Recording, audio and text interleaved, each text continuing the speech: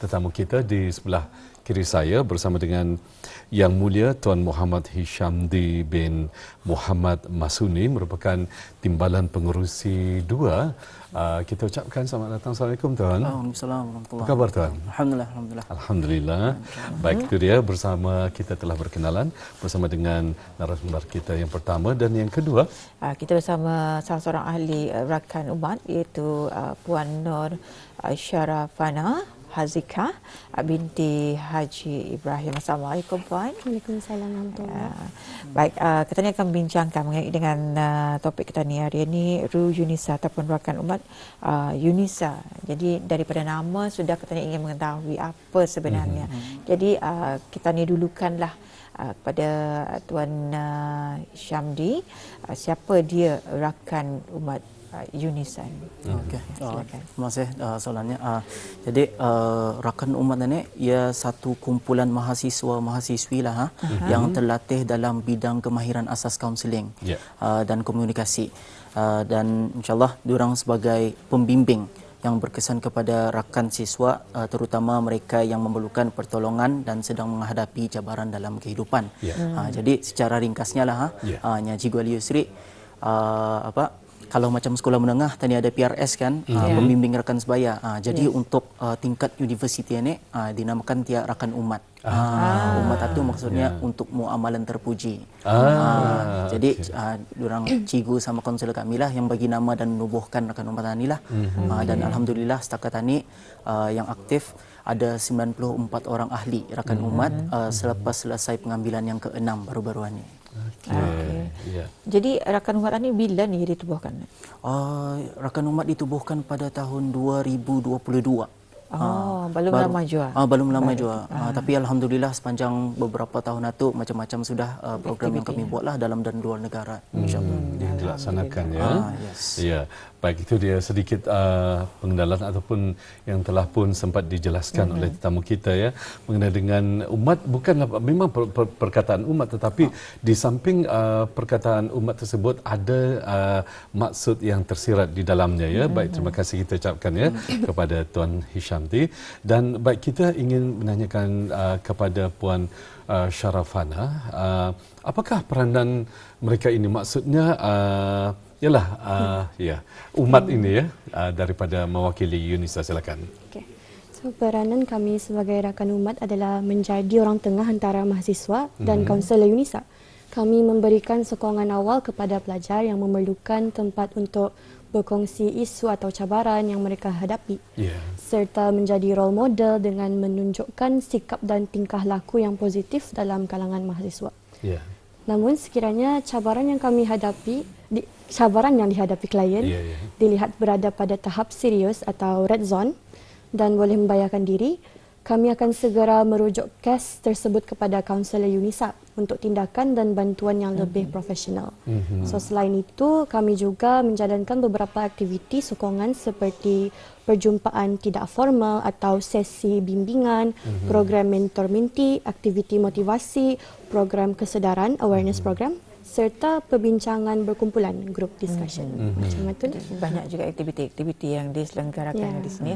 Jadi kalau banyak aktiviti ini tentu ada pengalaman. Sebab kita yakin ya, bermula daripada ianya ditubuhkan pada tahun 2022 ya. Jadi sekarang genap mungkin hampir ke 4 tahun. Dan kita yakin ya, Atul ya. Kata Atul tadi pengalaman. Pengalaman. Teruskan tahun 2022, 23, 24, 25, masuk 4 tahun. Masuk 4 tahun. Jadi di sini tentu banyak pengalamannya. Jadi sepanjang menjadi rakan umat ini, apa antara aktiviti ataupun pengalaman yang pernah dijalankan? Okey. Alhamdulillah, Atuk, saya menjawab lah. Silakan. Jadi insyaAllah sepanjang beberapa tahun inilah saya dari rakan umat pertama, kami ada menjalankan beberapa buah program dalam dan luar negara lah. Jadi yang pertama mungkin ni kami buat 3 kali sudah, namanya Mind to Heart. Jadi Mind to Heart ni satu program yang dihaskan untuk mempromosikan kesihatan mental, sempena Hari Kesihatan Mental Sedunia. Ia pada bulan 10 lah selalunya okay. Hari Kesihatan Mental masa bulan 10 tu. Jadi tahun lepas kami ada membuat kolaborasi dengan RBA. Jadi ia punya pengisian ada aktiviti sukan, ada forum, jerayawara dan macam-macam lagi lah insyaAllah untuk mempromosikan kesihatan mental itu. Jadi seterusnya kami ada juga yang keluar negara, jalinan ukhuwah namanya. Jalinan ukhuwah yang pertama sama yang kedua. Yang pertama kami ada membuat jalinan ukhuwah ke Western dan Kota Kinabalu, Sabah. Kami beramai-ramai berjalan ke sana lah.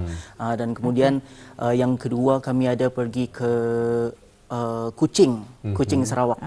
Jadi sepanjang perjalanan itu kami ada melawat arah pusat-pusat tahfiz, rumah anak yatim, masjid-masjid dan universiti yang di sana itulah.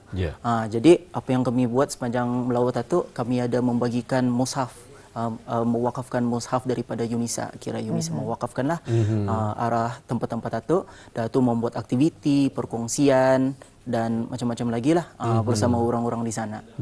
Jadi seperti yang telah pun dikongsikan bersama, negeri ataupun tempat-tempat yang telah dikunjungi iaitu negeri-negeri yang terdekat dengan negara kita ni lah, ya, Sabah, Sarawak. Jadi perjalanannya menggunakan perjalanan darat ataupun menggunakan flight ataupun penerbangan, macam mana tu? Darat. Darat. Mula-mula ke Sabah, kemudian baru ke Sarawak. Dua kali ni. Masa first kami pergi ke Sabah. Dah tu habis, dah tu seterusnya kami pergi ke Sarawak. Dua-dua perjalanan tu kami menggunakan bas. Jadi dalam perjalanan ada kami menginggah juga tu. Itulah kan. Ada menginggah ke masjid, ke pusat tahfiz, membagi mushaf, membuat perkongsian lah, menjalin ukhuwahnya. Jadi masa di Sabah tu, di Sabah tu apa aktivitinya? Ada aktiviti mencat rumah kan? Atau Sabah. Di Sabah, Western Sabah. Yes. Ada sebenarnya gambar yang ingin kita kongsikan. kongsikan ya. Kita Ini antara paparkan aktivitinya. Jadi audio penonton dapat menyaksikan juga menerusi skrin TV. Mungkin tuan dapat menjelaskan ataupun menceritakan sedikit pengalaman ini, ya. Ini apa ni sebetulnya? Rumah persendirian ataupun sekolah ataupun apa ni sebetulnya? Okey, jadi alhamdulillah ini masa tahun 2022 hujung tahun lah. Kami agak ke Western. Western ini macam satu kampung kawasan Sabah itulah. Jadi kami ada melawat sekolahnya di sana. Jadi yang kami catat ni kira ia punya bilik kaunseling yang baru kan kena buat. Jadi macam bagas anu lama, jadi kami cat barulah. So terus sambil-sambil itu kami masa tu kena bagi dua kumpulan tu. Ada kumpulan yang mencat dan ada yang membuat aktiviti bersama kanak-kanak sekolah sana. Jadinya ianya di dalam proses pengubahsuaian lah tu, tuan, ya. Okey, dan seterusnya gambar ini memang masih lagi dalam proses pengubahsuaian dan juga mencat, ya. Itu kita yakin. Jadi semua yang mengambil orang tugasan tersebut, semua orang-orang Ketani ataupun bercampur dengan mereka-mereka di sana tu yang mencat, membersihkan, macam mana? Semua daripada rombongan daripada negara Brunei Darussalam. Kalau yang yang mencat semua daripada rombongan Ketani lah. Dari UNISA, ya. Dari UNISA. Dan kemudian yang aktiviti ada yang bukan dari rombongan Tani juga. Kira bersamalah kolaborasi untuk membuat aktiviti itu. Ini aktiviti semasa di Sabah. Kalau sebenarnya di Kuching ada. Kita ingin sebenarnya melihat gambar-gambar ataupun aktiviti-aktiviti semasa berada di Kuching. Jadi kita ni bolehlah melihat. Ini di antara di ni Miri. Di Miri juga ada ni. Miri ada meninggal. Ini di Kuching. Kuching, Sarawak. Okey, baik, ini dia. Yang ini menggunakan kenderaan. Kenderaan juga. Berapa lama perjalanan? Batah juga kerasahan lah. Ada juga dalam 6-7 jam. Wow. Tapi singgah-singgah lah. Ada singgah-singgah lah. Macam yang ini yang sesi Kuching ini. Yang kali kedua ni kami berjalan. Jadi mula-mula kami ke Bintulu. Bintulu menginggah pusat tahfiz tu. Lepas tu ke Kuching. Dah tu masa on the way balik singgah ke Miri. Melawat arah ada pusat tahfiz di sana juga. Kemudian baru balik semula ke Brunei. Ini pada tahun bila tu, tuan? 2022 ataupun 2023? Ini yang masa tahun lepas ni. Ini tahun lepas. 2025. 2025 awal tahun ni. 2025. Ini masjid di mana ni? Ini masjid di Kuching. Di Kuching. Masjid Bandaraya Kuching.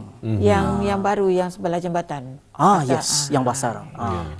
Dan projek itu mungkin ada yang dipanggil apa ni? Mungkin adakah ni orang tadi gelarannya? Apa ni dalam projek apa ni? Jalinan apa tadi? Jalinan ukhuwah. Jalinan ukhuwah. Okey. Jalinan ukhuwah yang pertama, Jalinan ukhuwah Brunei Western Sabah. Yang kedua, Jalinan ukhuwah Bintulu Kuching Sarawak.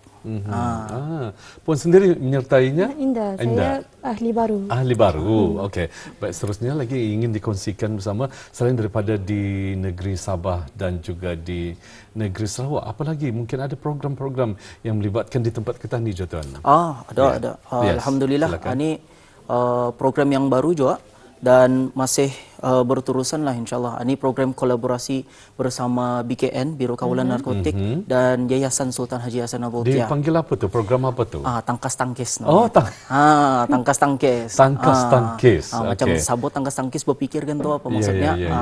Jadi alhamdulillah ini kira program kesedaran dan pencegahan penyalahgunaan dadah. Jadi dalam program ini kami ada mengagar ke sekolah-sekolah rendah dan membuat program untuk tahun 5 lah. Tahun 5 membagi bimbingan arah durang. Jadi setakat ini kami ia punya plan, kami kan mengagar arah 4 buah daerah. Jadi alhamdulillah setakat ini kami dah agak 4 buah sekolah. Itulah. Jadi 4 buah sekolah di daerah mana tu? Setakat ini kami dah agak yang daerah Brunei Muara. Sama yang paling latest kami agak arah Lumut. Daerah Belait lah ya. Daerah Belait. Kalau Puan Syarafana. Apa antara fungsi di dalam rakan umat ini? Sebab kalau kita lihat adakah mana tahu ada kaunseling ke, ada apakah? Ada siapa tu ditanyakan? Kan Puan atau dua sekali. Ingin bertanya antara fungsi Puan Syarafana. Itu mungkin boleh Puan Syarafana kongsikanlah. So sebelum ini kami ada pengalaman yang dipelajari dalam kursus kami pengambilan rakan umat ke-6 ni lah. So dalam sepanjang kursus pengambilan yang 5 hari itu, saya banyak mempelajari seperti pada hari pertama kami memulakan sesi dengan aktiviti ice breaking, pembahagian kumpulan dan aktiviti berkumpulan yang membantu kami membina kerjasama serta keyakinan diri. Kami juga mula mempelajari asas kaunseling seperti cara memahami emosi dan menjadi pendengar yang baik. Jadi hari kedua lebih memfokuskan pada teknik asas kaunseling seperti komunikasi, bahasa badan, bahasa tubuh, body language, eye contact dan cara mengendalikan seseorang dengan empati serta menjaga kerahsiaan dorang itu. So kami juga diperkenalkan dengan sen terapi, iaitu satu kaedah terapi menggunakan pasir dan objek kecil untuk membantu seseorang meluahkan perasaan, emosi dan pengalaman yang sukar diungkapkan melalui percakapan bahasa. So dorang boleh luahkan di sana lah tu. Dan kami juga berpeluang membuat lawatan ke pusat psikiatri di Kiarong. Yang membuka mata kami lah tentang kepentingannya menjaga kesihatan mental ni. Dan hari ketiga kami belajar tentang buat cara keputusan, menerima pandangan orang lain dan memahami perspektif yang berbeza lah. So aktiviti debat dan perkongsian diri juga banyak membantu meningkatkan keyakinan serta kemahiran komunikasi kami. Hari keempat pula dipenuhi dengan aktiviti fizikal dan berkumpulan yang menguji kesabaran, kerjasama dan ketahanan mental kami lah. So kami juga macam didedahkan tentang hala tuju kami serta peranan sebenar sebagai rakan umat ni di universiti nanti. Kali hari terakhir kami menjalani ujian itu ujian penilaian lah bagi sesi refleksi untuk menguji sejauh mana kami faham sepanjang kursus itu. So secara keseluruhannya kursus ini bukan saja mengajar kemahiran asas kaunseling, tapi membentuk kami menjadi individu yang lebih yakin, prihatin, bertanggungjawab dan bersedia membantu mahasiswa lain dengan lebih positif lah. Ya, baik. Tadi pun ada menyatakan antara cabaran-cabaran ataupun mungkin pengalaman baru yang baru sahaja dihadapi ataupun dirasakan ya. Saya amat tertarik sekali apabila macam pihak puan sendiri sebagai wakil untuk membuat pendekatan dalam aktiviti bersama dengan sesi refleksi dan juga berhadapan dengan pasien ya yang menghadapi tekanan. Apakah puan sendiri ada berhadapan dengan pesakit-pesakit tersebut atau hanya mendapat taklimat daripada petugas-petugas macam mana? Kami ada melawat juga ke wat-wat berhadapan dengan mereka yang itu. Jadi macam mana sedikit mungkin dapat kongsikan macam mana perasaan perasaan semasa mula masuk itu macam lain lah environmentnya tu kan, persekitarannya macam rupanya ada juga orang di sini. Sempat berkomunikasi bersama dengan berkomunikasi dorang. Tapi ada yang setengah dorang dapat berkomunikasi macam baiklah macam kita ni kan.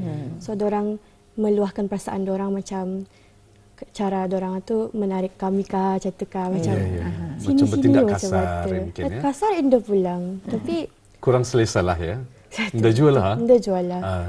Tapi macam memberi kasihan lah macam tu. So itulah pengalaman kami. Faham. Jadi apa antara keistimewaan rakan umat ini kalau daripada segi pandangan? Siapa? Syarafana. Keistimewaannya kami itu boleh lagi memahami orang-orang yang klien-klien yang menghadapi cabaran yang bermasalah. So kami kan diajar bagaimana cara-cara untuk menghadapi dorang ni kan. So cara memahami dorang, membagi nasihat, bukan bilang nasihat, membagi macam pertolongan lah. Kirakan dorang tu tiada tempat pertolongan. Jadinya terutama sekali untuk UNISA, dorang lagi lebih selesa mengkongsikan dorang punya cabaran sama kami sebab kami itu macam kalangan umur yang samalah. Student sama-sama.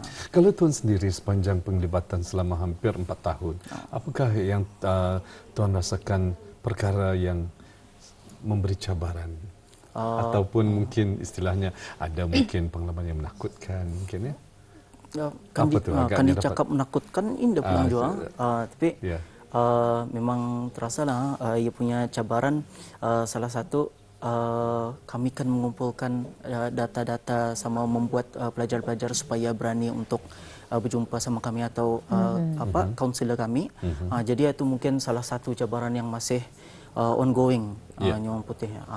Itulah macam kan kami sebagai ahli rakan umat kami kiranya orang open kalau sekiranya ada orang mau bercakap dan minta pertolongan arah kami.